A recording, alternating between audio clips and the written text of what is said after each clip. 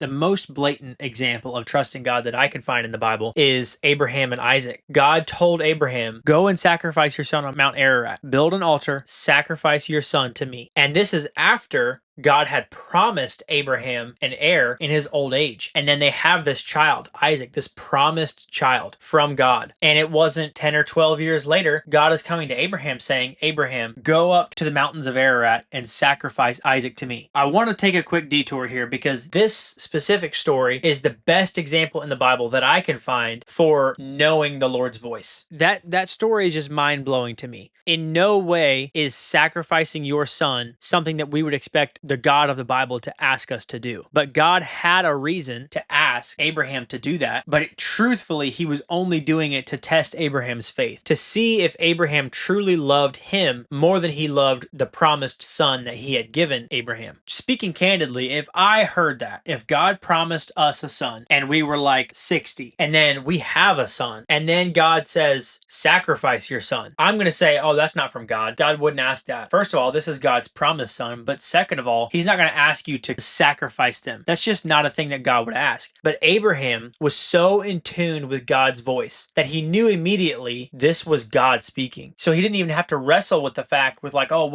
who said that? Was that my mind, my flesh, the enemy, God, just the thought? He didn't have to wrestle with any of that. He just had to decide, was he going to trust God and do what God had asked? And I know we're talking about trusting God right now, but I think if you can really nail down hearing the Lord's voice and knowing the Lord's voice, it says in the New Testament, my sheep know my voice. If you can nail that down, the second part becomes much easier.